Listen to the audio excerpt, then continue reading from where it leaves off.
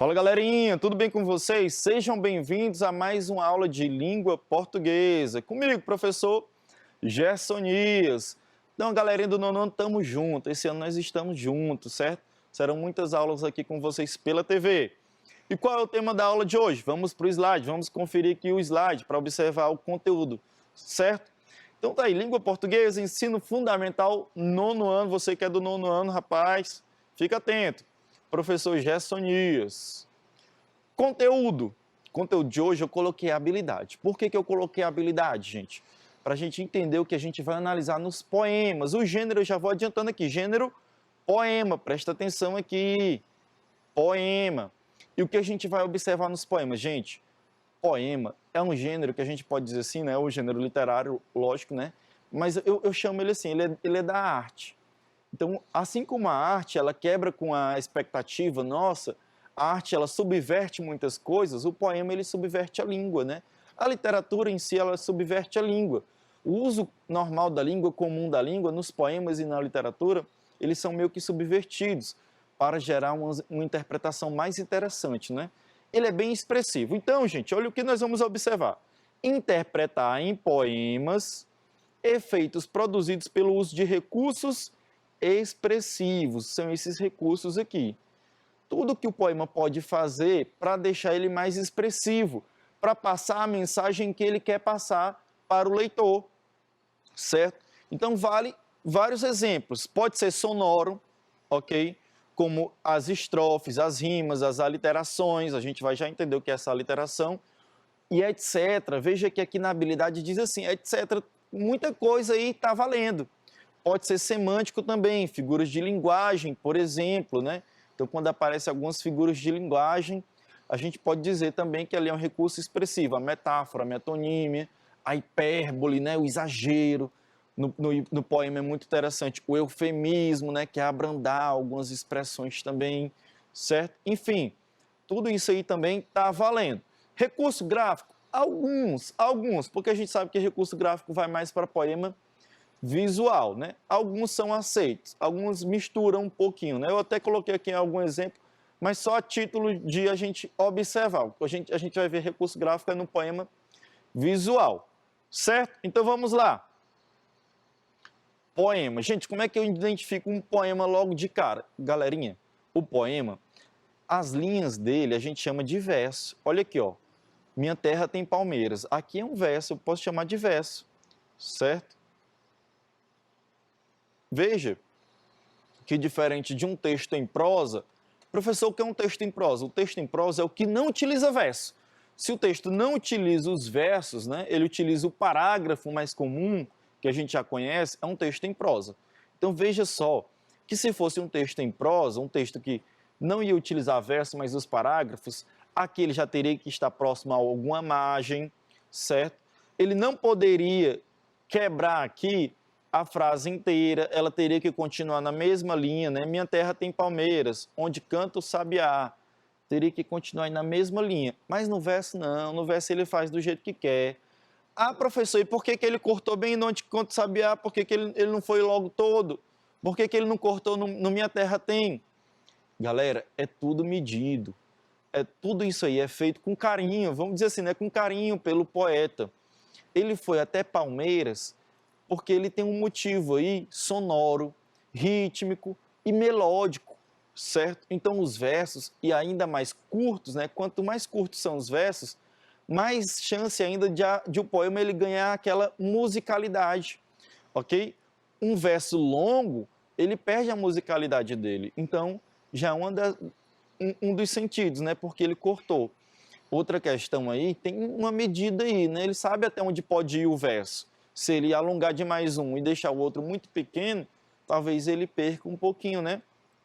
Dessa musicalidade, desta sonoridade. Então veja só, minha terra tem palmeiras, onde canta o sabiá. As aves que aqui gojeiam, não gojeiam como lá. Então, gente, opa, eu estou voltando, né? Então, isso daqui é verso. Então nós temos aqui o poema, né? Com os seus versos. Beleza? Continuando, nosso céu tem mais estrelas, nossas várzeas têm mais flores, nossos bosques têm mais vida, nossa vida mais Amores. Gonçalves Dias é o escritor deste poema, né? O título dele é Canção do Exílio. Beleza? Mas o que a gente está analisando aqui é justamente isso, os versos. E as estrofes também. Então a gente observa, né, que o conjunto de versos a gente vai chamar de estrofe. Vou colocar até em caixa alta para ficar bem bonitinho, ok? Conjunto de versos a gente chama de estrofe.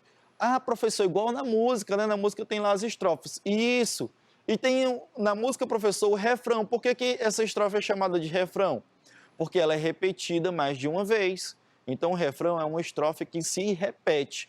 Se num poema, talvez, você observar uma repetição de alguns versos, de alguma estrofe, melhor dizendo, não somente dos versos, ali você pode se arriscar, dependendo da estética, né, do autor, também de refrão, certo? Porque muitas vezes a repetição não é somente para musicalidade, né? Muitas vezes a repetição é para acrescentar um sentido, é para acrescentar ali, talvez, né, algo para você interpretar aquele poema. Ele repete por insistência, porque ele quer. Eu vou já te mostrar um exemplo. Fica bem quietinho, que tu vai já já ver um exemplo, certo? Então, gente, poema a gente reconhece assim. As rimas, vamos falar de rima no poema. Gente, as rimas, geralmente, né, elas podem ser internas ou externas. Quando é que é interna, professor? A interna é quando mais ou menos as palavras do meio, né, elas vão aí ter vai haver rima entre elas, né, no meio do verso, né, no próprio verso em si você vai observar rima. Geralmente não é muito o caso dos poemas. Os poemas você vai encontrar mais poemas rimando no final, né? Você vai observar a rima, né, no final dos versos, né? A última palavra em si e o finalzinho da última palavra, ok? Veja que o A, aqui eu coloquei, né, entre parênteses esse A aqui, para dizer o seguinte, vamos já ler o poema. Calma, rapaz, fica quieto aí. Esse Azinho, né, eles estão combinando, ou seja, atento com pensamento. E aqui o Bzinho é para mostrar que eles estão combinando, né? Eu tenho aqui tanto, né, com encanto, certo? Então aqui eu vou botar assim um X, né? Eles estão combinando. Beleza? Eu vou botar aqui até uma linhazinha para dizer que eles estão ligados. Olha aí. Opa, eu fiz foi voltar tudo, gente. Perdão. Olha aí. Para quem lembra das minhas aulas ano passado, tinha dessas cores, né? Vocês sabem. Eita, rapaz, o desastre em pessoa. Olha aí, ó. Beleza, então vocês vão observar isso. Pode mudar. Ah, professor, eu vi um poema que ele rima, é uma estrofe perto da outra. Pode, é outra configuração. Aí é outro tipo de rima, mas está valendo, é rima do mesmo jeito, certo? E a rima facilita o quê, professor? A rima também coopera para a musicalidade do poema, né? Para o ritmo do poema, certo? Muito mais para isso. A rima dificilmente, é raro. Pode ter um exemplo, não tenho na cabeça nenhum exemplo agora, gente. Mas pode ter exemplo de que a rima em si ela vai cooperar para a compreensão do poema. Pode, mas geralmente a rima ela é muito mais usada para justamente, né, o ritmo do poema ser seguido, a musicalidade dele também ser seguida. Vamos ler poema aqui de Vinícius de Moraes. De tudo ao meu amor serei atento, antes e com tal zelo, e sempre e tanto, que mesmo em face do maior encanto, dele se encante mais meu pensamento, né? Talvez vocês não conheçam muito bem essa estrofe aqui. O poema é mais conhecida a estrofe final, né? Que ele diz que seja infinito enquanto dure. Então é nesse poema que é o soneto de fidelidade. O título, o nome que ele dá para este poema, né? Essa frase finalzinha que eu citei, né? Que seja infinito enquanto dure, aí muita gente coloca, né? Muita gente aí já utilizou. É chavão já para os casais apaixonados. Enfim, gente, o que importa aqui no caso é a gente observar a rima. Vamos aqui observar, lógico, aqui todo o poema, a gente não vai fazer uma análise dele não. Mais para frente a gente vai talvez analisar poemas. Mas o que é necessário a gente entender? Rima é recurso expressivo que coopera, que colabora para a musicalidade, em primeira mão. Agora aquela repetição de verso, está sublinhado, olha, os versos que são repetidos aí. Esse poema é de Carlos Drummond de Andrade. E ele diz que tinha uma pedra no meio do caminho, né? Vamos à leitura dele. Primeiro a gente vai ler isso, que aí agora sim a gente vai para uma análise, né, interpretativa dele. No meio do caminho tinha uma pedra no meio do caminho, tinha uma pedra no meio do caminho, tinha uma pedra. Nunca me esquecerei desse acontecimento, na vida de minhas retinas tão fatigadas. Nunca me esquecerei que no meio do caminho tinha uma pedra no meio do caminho tinha uma pedra. Carlos Drummond de Andrade. Para mim, minha opinião, sei que você pode ter diferente, mas para mim é o maior, né? Eu sei que tem outros grandes poetas da língua portuguesa, mas da língua portuguesa e ainda mais no Brasil, Carlos Drummond de Andrade é o maior. Sou muito fã dos poemas dele. Enfim, galerinha, e essa repetição de no meio do caminho tinha uma pedra no meio do caminho. Por que isso, né? Gente, esse poema aqui, ele foi tão simples quando Carlos Drummond de Andrade fez, mas também ele se tornou tão complexo para entender por que ele fez assim, né? Porque Carlos Drummond de Andrade, uma coisinha simples, ele repetiu, né? Basicamente, se você olhar assim, mas o cara só repetiu, né? Quase não criou nada. Se eu fizer isso aí na redação do Enem, não vai dar muito certo. Não vai, não, claro que não. É outra proposta lá de texto. Mas, enfim, o que tem assim de tão interessante, né? Gente, há várias interpretações, né? A interpretação mais comum que você pode observar, né, é justamente olhando até para o entendimento linguístico, né, da frase. Se há uma pedra no meio do caminho, há o quê? Há um empecilho, né? Pedra no meio do caminho, essa expressão em si, né, semântica dessa frase, uma pedra no meio do caminho é justamente que é um obstáculo, é um empecilho, é uma dificuldade, né? E aí ele quer, talvez, né, mostrar com essa repetição exagerada, né, que essa dificuldade ela foi enfática na vida dele, né? E aí ele até fala, veja esses outros dois versos aqui que não se repetem, mas eles são essenciais. Nunca me esquecerei desse acontecimento na vida de minhas retinas tão fatigadas, né? Retinas tão fatigadas aí, né? No caso aí o olhar dele, né? Os olhos dele que já estão cansados. Mesmo ele já com muita experiência de vida, já tendo visto de tudo enquanto na vida, que ele está dizendo isso aí, né? Ele nunca vai se esquecer desse acontecimento. No meio do caminho tinha uma pedra no meio do caminho. Mas será que era uma pedra realmente no meio do caminho? Claro que não, é um acontecimento muito importante aí na vida do eu lírico e até do próprio escritor Carlos Drummond de Andrade, né? Aí vem a outra interpretação. Dizem que quando ele fez esse poema, né, ele foi solicitado para fazer para uma revista. Faz um poema aí, Carlos Drummond de Andrade. Claro que eu estou aqui, né, mais ou menos que contextualizando, mas não foi desse jeito. Então, faz um poema aí para a gente, né, para a gente colocar aqui na revista. E ele estava muito triste, porque ele tinha perdido um filho que mal tinha nascido, né? Ele estava recém-nascido e aí o filhinho dele faleceu. E ele ficou muito triste. Foi um acontecimento que abalou muito ele, né? De continuar a jornada da vida dele, a caminhada da vida dele, né? Então ele se encontrou numa tristeza profunda. E aí, quando pediram, né? Ele foi tentar escrever o poema, ele foi tentar fazer aquilo que ele mais sabia fazer e só sabia dizer isso, né? No meio do caminho tinha uma pedra no meio do caminho. E aí é por isso que ele repete, que ele é enfático, né?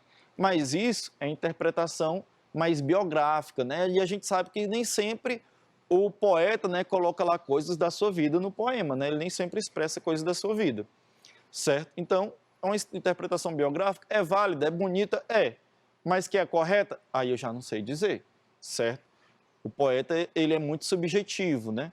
Então, ele pode muito bem, a gente pode interpretar realmente, ter aquela interpretação mais superficial, né, do poema, de que há algum acontecimento que foi algum empecilho, algum obstáculo e que jamais vai ser esquecido.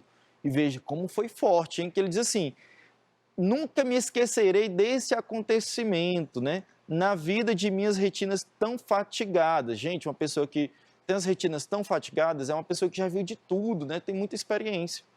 E esse acontecimento foi marcante, né? Então não era uma simples pedra no meio do caminho, lógico. E não era um acontecimento qualquer. Beleza? Então, gente, a repetição aqui dos versos demonstra, né, a insistência do personagem, aliás, do eu lírico, em revelar, né, a dificuldade, o obstáculo que faz com que ele não se esqueça jamais em sua vida deste obstáculo, desse acontecimento, desse possível problema em sua vida. certo? Então é por isso que ele repete, essa repetição, e não é um mero refrão. Aqui eu não posso chamar de refrão. Essa repetição aqui, ela colabora para a interpretação do poema. E esse outro poema aqui, vamos à leitura dele, né? O moço entra apressado para ver a namorada. E é da seguinte forma que ele sobe a escada. Mas lá em cima está o pai da pequena que ele adora. E por isso, pela escada, assim ele vem embora. Galerinha, aqui é mais gráfico, né? Eu sei que está entrando quase no campo do poema visual. Mas veja só, né, que houve uma modificação, é um recurso expressivo, né, de certa forma. Ok? Então houve uma modificação aqui do verso, né, para se parecer com a escada, certo? É o rapaz subindo a escada, né? Foi talvez até o quarto da moça, foi vê-la lá, né? Mas quando ele se depara lá com o pai da moça, e agora ele vai descer. Veja que a relação com a escada já não é nem tão grande, né, nesse verso aqui. Assim ele vem embora. O assim, né, tá de cabeça para baixo, né? Então veja que ele já vem cabisbaixo, ele já vem triste, né? Ele já volta triste. Já não deu certo o plano dele, né? Já não deu certo ele encontrar a moça. Mas veja que foi um recurso que ele utilizou para demonstrar, né, aí, expressar como é que o fato se deu, né? Ele sobe a escada ligeirinho, né? Rápido, alegre, contente, mas quando ele desce, ele já desce meio que até de cabeça para baixo, né? Não é que ele estava de cabeça para baixo, né? Mas virado, né? O negócio não deu certo para ele, ok? É recurso expressivo, mas já entra mais no gráfico, a gente já vai mais para o poema visual. Vamos agora aquecer, vamos para as questões. Vamos ver nas questões como é que a gente vai observar o poema em si e os seus recursos expressivos. Lembrando, muita coisa pode ser recurso expressivo, viu, gente? Pode ser sonoro, pode ser figura de linguagem, ok? Muita coisa. Repetição de verso, inversão das palavras no verso, ok? Aí já não é uma coisa de poema visual, não, quando a gente inverte. Questão 1. Leia este trecho do poema A Borboleta, do autor Olavo Bilac, para responder as questões 1 e 2. A questão 1 e 2, na realidade, são os pontos, viu, gente? Ponto 1 e ponto 2. Beleza? Está esclarecido. Não vai servir para a próxima questão, não. Vamos ler. Olavo Bilac, Poesias Infantis. Trazendo uma borboleta, volta Alfredo para casa. Como é linda, é toda preta, com listas douradas na asa. Tonta nas mãos de criança, batendo as asas no susto. Quer fugir, porfia, cansa, e treme, e respira a custo. E aí ele está mostrando, né, justamente o fato de uma criança, né, achar uma borboleta. As borboletas geralmente elas são bonitas, né? Algumas delas têm ali toda aquela forma delas bem bonita, bem diferente, bem esotérica. E aí chama a atenção de algumas crianças, né? E veja só que a criança pegou a borboleta, ela já está ali tonta, né, coitada, porque a criança prendeu ela nas mãos e ela quer fugir, né? Ela tenta porfiar aí, no caso, né?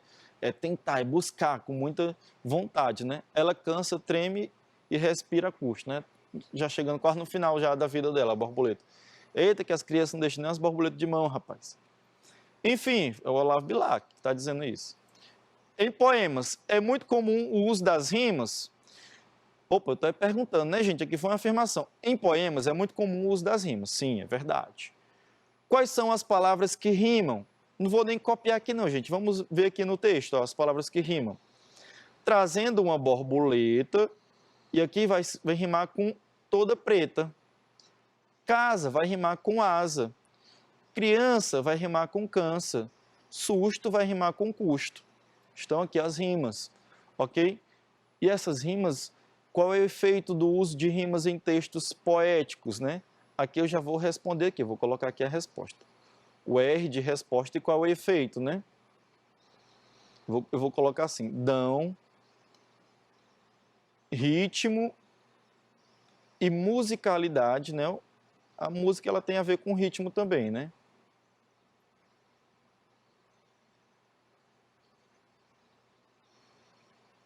Dão ritmo e musicalidade ao poema. É isso que as rimas produzem esse efeito. Aqui, gente, eu sei, as questões nas atividades de vocês não vão vir fáceis assim não, certo? Mas aqui é para que você saiba qual é a função da rima no poema. Então você já ia aí aprendendo, já ia absorvendo esse conteúdo, certo? Facinha nessa questão. Vamos para a próxima. A próxima a gente já vai ter um pouquinho mais, um nível já um pouquinho mais elevado. Aqui, esse poema de Manuel Bandeira, né? O título dele é Canção do Vento e da Minha Vida, certo? Canção do Vento e da Minha Vida. Prestem atenção. O vento varria as folhas, o vento varria os frutos, o vento varria as flores. E a minha vida ficava cada vez mais cheia de frutos, de flores, de folhas. Tem um restinho aí do poema. Nós não vamos aqui analisar o poema no todo, a gente vai analisar os recursos expressivos. E aqui, veja que a questão ela já ajuda você. Ó. A literação é a repetição frequente de sons consonantais, iguais ou similares. Ele já está dizendo aqui para você o que é a literação. A literação é o nome que a gente dá quando a gente vê a repetição de sons consonantais. Ou seja, todo som que não é vogal. Se não são os sons vocálicos, né? A, E, I, O, U, por exemplo, são os sons consonantais, aí a gente vai dizer que é a literação. Eles podem ser iguais ou semelhantes, certo? Há sons, né? Consonantais que são muito parecidos, você até confunde, né? Se eu falar aqui muito rápido, vaca, você pode entender faca, né? O F e o V são muito parecidos, né? Faca e vaca são muito parecidos, ok? Então, alguns sons consonantais, eles podem ser iguais, totalmente iguais, ou então similares, né? Parecidos, ok? E aí, qual som se repete nesse verso? Ele está querendo saber, né? Qual é o som que se repete? Gente, de cara, a gente pode dizer que é o som do V. O vento varria, o vento varria. Ele até repete aqui, né, o verso. Então, veja só. Vento varria. Olha o V aí, vento varria. A gente pode até, se a questão a gente quiser, né, vamos assim ser mais exagerado, né? A gente pode dizer assim, exagerado no bom sentido. Vamos extrapolar, vamos dizer assim, questão, eu sei mais do que tu tá achando que eu sei. O F também, né, ele é similar ao V, né? O vento varria as folhas, o vento varria os frutos, o vento varria as flores, né? E minha vida ficava cada vez mais cheia de frutos, de flores, de folhas. O F e o V, né? A gente pode dizer que é dos dois. Vamos dizer que é dos dois? O foco é no V, gente, mas o foco é no V. Eu vou já dizer por quê. Então, gente, deixa eu ver se eu coloquei gabarito aqui. Coloquei não. Opa, rapaz, já ia mostrando aqui o negócio. Rapaz, calma. Então, o som que se repete é o som de V. Gente, me entendam aqui, eu estou colocando V para ser didático, mas é o som do fonema V, não é da consoante V não, pelo amor de Deus, viu? Mas eu estou colocando entre aspas para ser didático.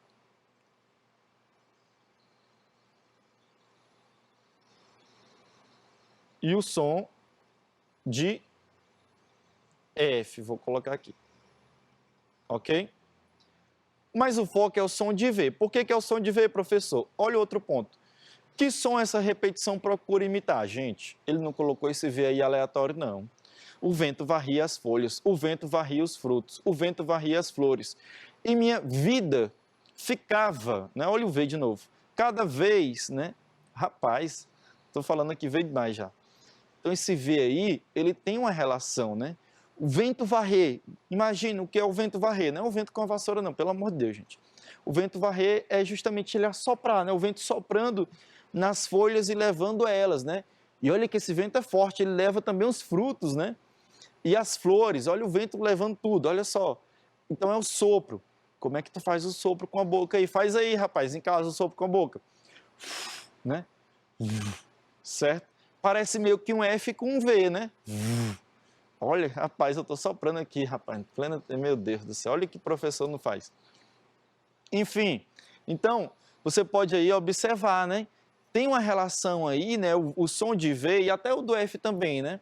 Mas o som do V aí tem uma relação para ilustrar, né? O vento varrendo, a expressividade que ele dá ao poema, né?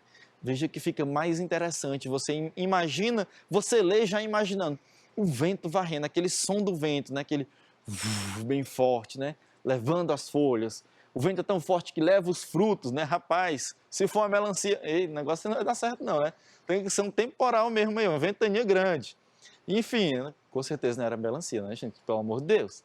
Se não for melancia, o negócio dá ruim para ele. Então, a repetição procura imitar o som do vento. O som do vento ou o barulho do vento, você fica aí à vontade. Beleza? É isso aí, gente. Ficou 2 pontos aqui, vamos apagar um. Pronto. Então é isso aí, gente. Recurso expressivo é isso. Pode aparecer figura de linguagem, exagero, pode aparecer muita coisa aí envolvida. Tá certo, galerinha? Essa é a aula de hoje sobre poema. Próxima aula a gente vai continuar com poema, mas já é outra habilidade. Viu? Então, gente, ó, abraço, até a próxima. Valeu!